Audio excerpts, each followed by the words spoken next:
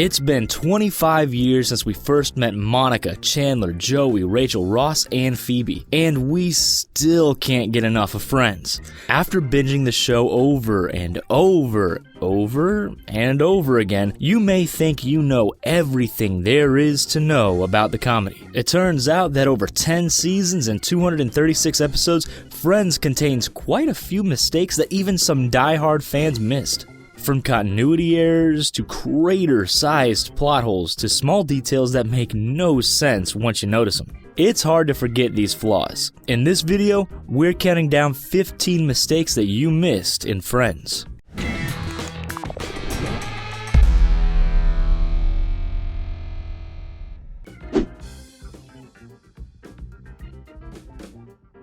At number 15 is Phoebe's ability, or lack thereof, to speak another language. In Season 8, when Phoebe visits Monica at work, she's introduced to Monica's sous chef, Tim. She has no idea what sous means and asks Tim if he's Monica's boss. As Tim informs her, sous is French for under, yet the word went right over her head. In Season 10, though, Phoebe attempts to teach Joey how to speak French and seems to have a firm grasp of the language. Yeah, now it's possible that after the whole Sue incident with Tim that Phoebe spent the next 2 years learning to speak French. We just kinda doubt it. One of the details in the show that is a constant source of Easter eggs is the MAGNA doodle in Joey and Chandler's apartment.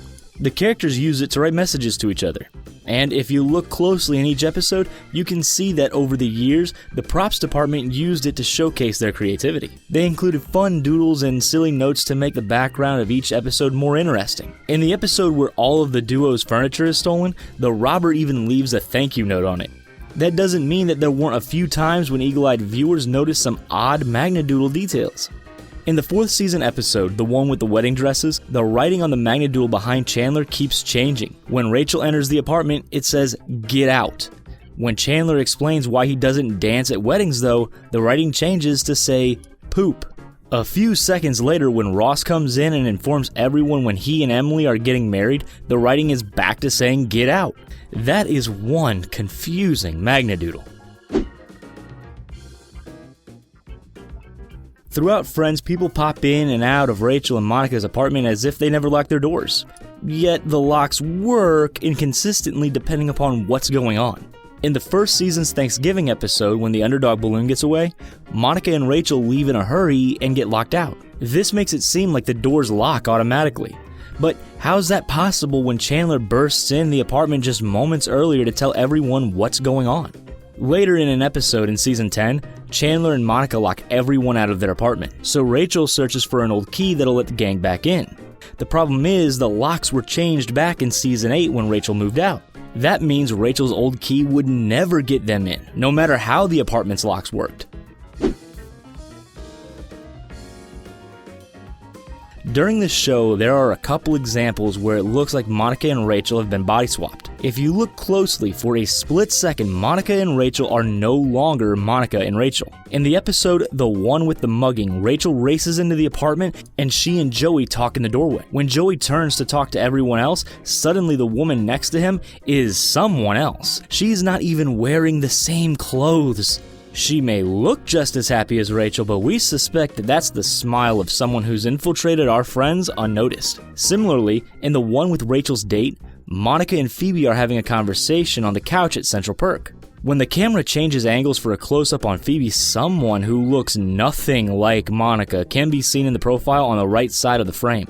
Who is that person and what has she done with Monica? The Season 6 episode, the one where Chandler doesn't cry, focuses on, well, you guessed it, Chandler's inability to cry. In the episode, Chandler admits that he hasn't been able to cry since he was a child, so the gang does their best to get him back in touch with his feelings. Despite how emotionally stunted the episode makes Chandler seem, it turns out that his inability to shed tears has been greatly exaggerated. In a Season 3 episode, Phoebe recounts a story where she made Chandler cry. Chandler also tears up in the Season 4 episode where Ross must choose either Joey or Chandler to be his best man at his wedding to Emily. Ross decides he wants both of them and informs them that he's lucky to have such good friends. It leaves all 3 guys in tears, despite what the show would have us believe about Chandler a couple seasons later. Another inconsistency that happens throughout the series is Ross's dislike of ice cream. In the season 7 episode, the one where Chandler doesn't like dogs, Ross mentions that he doesn't like ice cream. Why? Apparently, it's too cold and hurts his teeth. Aww, poor guy. Yet, there's more than one time that we've seen Ross eat ice cream on the show. When Ross had the monkey Marcel, he's shown sharing an ice cream cone with him. And then when Ross gets together with Elizabeth in season 6, he's seen eating ice cream with her. I don't know, maybe he developed a tooth sensitivity after that, which led to his newfound hatred of ice cream. Much of the first season of Friends revolved around the coming birth of Ross's son, Ben. In subsequent seasons, Ben continued to show up periodically, which made it clear that Ross was still very much a part of his child's life. Yet, as the show went on, we saw less and less of little Ben, and by the time the last 2 seasons of the show rolled around, Ben was nowhere to be found. In fact, Ben's last episode was midway through season 8. In season 9 and 10, Ross and Rachel had their baby, Emma, but Emma never met her big brother Ben. Apparently, there's only room for one child in Ross's life. Friends begins with Rachel leaving her fiancé Barry at the altar and seeks out her old friend Monica. That's not the last time we hear of Barry though. He shows up several additional times on the show, and each time he's known as Barry Farber, DDS. Except in that pilot episode, where his last name is Finkel. Why does Barry's last name change between the pilot and the next time he's mentioned? Did Rachel walking out on him make him reconsider things and result in a name change? This one just makes no sense. In season 5, Joey finds himself keeping his friend's secrets, and he hates it. Joey just wants everyone to come clean so he doesn't have to keep track of who knows what, especially since, as he puts it, he has his own secrets. In the episode, the one where everyone finds out, Joey reveals what one of those secrets is. He has a penguin pal named HUGSY. You don't have any secrets. Well, you don't know about Hugsy, my bedtime penguin pal. The topic doesn't come up again until Emma is born and decides that she loves Hugsy as much as Joey does. Yet, if you look closely, starting in season 5, Hugsy can be seen placed in different places in Joey and Chandler's apartment. It seems like he's always there, watching the friends' antics, but never drawing any attention to himself. Yet, if he's Joey's big secret, why is Joey suddenly so cavalier with where he puts his stuffed pal? It's a perplexing, if adorable gaffe. Rachel's last name is Green, and it's a pretty simple name to remember and spell. Yet, for some reason, no one on Friends could decide if there was an E at the end of the name or not. The back and forth made it seem like the Friends didn't actually know the proper spelling of Rachel's surname, including Rachel. In the credits, Green is spelled like the color, Green. On the door of Rachel's office at Bloomingdale's, though, it's spelled Greene. Ross goes with this spelling when he sends an invitation to his wedding to Rachel. Later, when Ross is shown holding a cake for Emma's first birthday, however, the box is clearly marked with the last name Green without the E. Honestly, just pick a spelling and go with it, Rachel. Monica and Rachel's apartment has a big, beautiful balcony that looks out onto their neighbor's apartment building. If you pay attention to the backdrop, however, you'll notice it keeps changing, and that's why this mistake is at number 5 on our list. The funny thing is that the gang paid a lot of attention to the building across the way, especially when they were spying on Ugly Naked Guy, whose nude activities were a constant source of fascination. Despite spending all that time gazing at the big squishy butt, the friends never noticed that his apartment building seemed to remodel itself. How is that possible? Is Monica's building moving, or is Ugly Naked Guy's building constantly changing? Does the New York City of Friends exist in some kind of space and time vortex? At number 4 is Phoebe's astonishing ability to appear in 2 places at once. In the pilot of Friends, after the gang goes to Monica's apartment, Phoebe stands in the kitchen with the others to meet Monica's date. After Monica introduces him, the infamous Paul the wine guy, and invites him in, Phoebe mentions that she's pulled out 4 eyelashes. The very next shot is of Paul looking back from the couch reacting to Phoebe's strange pronouncement. And who's sitting in the chair next to him? Well, it's none other than Phoebe herself. Yet Paul seems more perplexed by Phoebe's ability to pull out her eyelashes than her ability to replicate herself. One of the strangest Friends plot holes involves when Chandler and Rachel first meet. And that's why it's at number 3 on our countdown.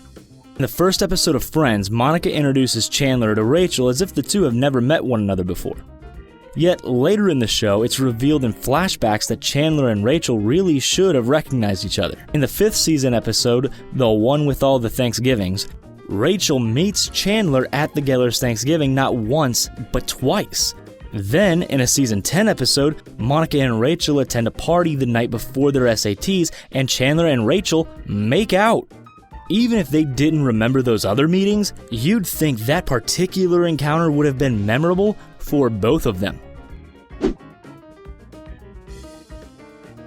At number 2 on our list is the shifting floors of the group's apartments.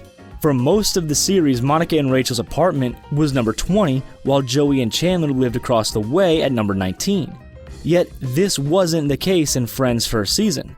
In the initial episode of the show, Monica and Rachel's apartment was number 5 and Joey and Chandler's was number 4. The apartment numbers were reportedly changed when producers realized that would put the apartments on the first floor. As fans know though, the gang didn't live on the bottom floor.